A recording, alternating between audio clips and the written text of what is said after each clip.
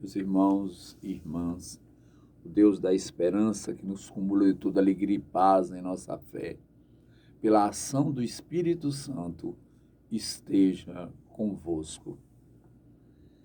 Bom, meus irmãos, estamos hoje no terceiro domingo do tempo comum. E a liturgia da palavra nos traz, no Evangelho de São Mateus, no capítulo 4, o episódio da prisão de João Batista. João Batista foi aquele profeta destemido. Por exemplo, ele não teve receio de arguir de pecado o rei Herodes, que vivia maritalmente com a cunhada de forma ilegítima perante as leis judaicas e perante todo o contexto moral. E ele disse: olha, não te é lícito viveres com a mulher do teu irmão, sendo ele ainda vivo. Porque havia um resgate na lei judaica que era possível o parente mais próximo tomar a viúva para amparar a família, para não deixá-la sem o arrimo da proteção familiar. Mas no caso ali, foi por luxúria, porque a Salomé a Herodíades era uma mulher bonita, e, consequentemente, o cidadão se apossou da irmã, da esposa do cunhado, do irmão Filipe. E João, então, o arguiu. Foi preso. Jesus, sabendo disso, saiu de Nazaré e foi para a Galileia. A Galileia, nas terras de Zebulon e Neftali, naquela região ali, era uma região, meus irmãos, de altíssimo comércio, era um corredor de exportação, importação, etc., e muitos estrangeiros viviam ali. E havia muita injustiça, muita discriminação, e Jesus começa a perambular por ali, pelas aldeias da região, e pregando que o reino de Deus estava próximo, que se arrependessem dos seus pecados, dando continuidade até, a certo ponto, à pregação de João Batista. Mas isso era para cumprir a palavra do profeta, que havia dito anteriormente, que o povo que andava nas trevas viu uma grande luz, e depois que de lá chamei meu filho. Ora, meus irmãos, Jesus vai com os 12, chama primeiro Pedro, André, Tiago, João, e vai formando aquele colégio dos 12 e vai curando, vai ensinando, vai mostrando o caminho, enfim, vai acenando para eles o que deveriam fazer, como deveriam proceder para levar adiante a notícia do reino de Deus. O que nós chamamos o Evangelho, que significa a boa nova. Então, levar a boa nova aos pobres, levar a boa nova aos necessitados. Jesus foi cercado por estas pessoas.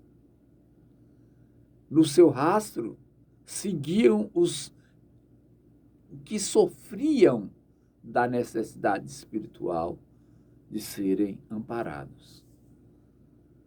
E ele os acolhia com generosidade, pois, conforme também a sua própria palavra, ele veio trazer aos doentes a cura. Ele não veio para os sãos. Os que precisam de médico são os que estão doentes. E aqueles que o cercavam atendiam a estas pessoas e elas procuravam de todas as formas tocá-lo, se aproximar dele, pois dele emanava uma força que os confortava, que os curava, independentemente, meus irmãos, do que doença fosse. Às vezes era aquela angústia, era aquele sofrimento interior, era aquela vontade de se aproximar de Deus, era aquela vontade do perdão. E aquelas pessoas queriam tocar a vestimenta de Jesus. para poder usufruir do benefício da cura, esta cura espiritual que ele oportunizava àqueles que se aproximavam dele, a quem ele olhava, a quem ele tocava. Ele era a força do bem que inebriava aquelas almas doloridas e fazia com que elas se reencontrassem na paz de Deus, e recomeçassem suas vidas de uma forma em que, como nunca, tinham caminhado na presença de Deus.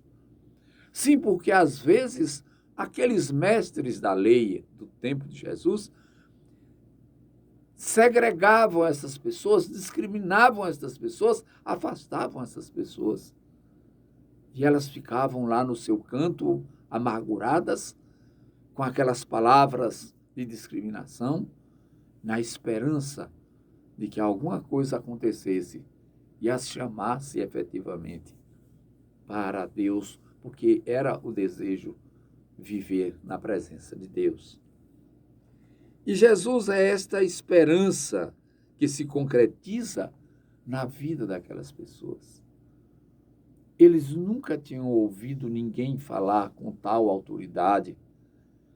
Eles nunca tinham ouvido alguém que lhes despertasse a esperança e lhes garantisse esta nova oportunidade de vida, como Jesus o fez.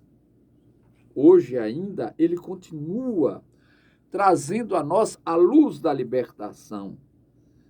O povo do nosso tempo, escravizado pelos vícios, pela injustiça, por todas estas mazelas naturais neste tempo nosso, encontrarão nele um novo sentido para a vida. Mas é preciso a minha vontade de segui-lo. É preciso que eu queira. É preciso que eu aceite.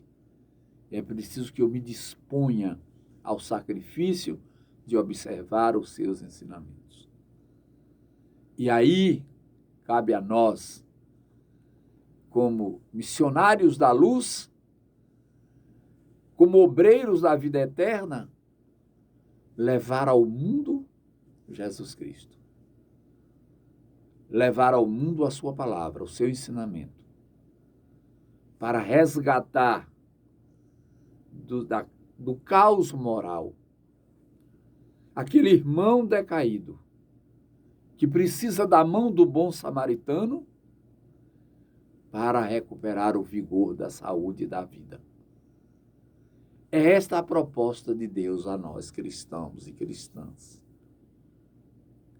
Se você ainda não conseguiu se libertar das suas amarras, às vezes a família nos amarra, quando nós assumimos os problemas da família, quando nós erroneamente queremos solucionar o problema das famílias, quando a própria família não quer solucionar seus problemas, mas quer viver naquele vitimismo, e nós embarcamos nesta falácia e nos submetemos, deixamos de cumprir o nosso papel missionário, o nosso papel de obreiros da vida eterna.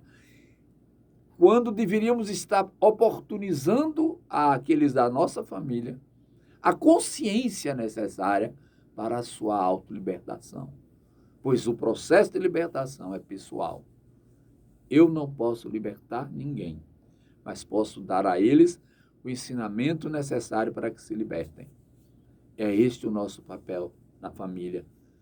É este o nosso papel como anunciadores do reino de Deus. Então, neste domingo, procuremos de muitas formas testemunharmos Jesus Cristo, lembrando Jesus Cristo em nossa casa, lembrando Jesus Cristo àqueles que não se lembraram dele hoje, dia do Senhor, aqueles que o trocaram por qualquer afazer, o fazer doméstico ou social, e deixaram de cumprir o seu papel como cristão. E assim agindo, estaremos também anunciando o reino de Deus, conquistando para nós a salvação e acumulando tesouros no céu. Bom domingo a todos, que o Senhor nos abençoe, nos guarde, nos proteja e nos defenda das coisas do mundo. Em nome do Pai, do Filho e do Espírito Santo. Vamos em paz.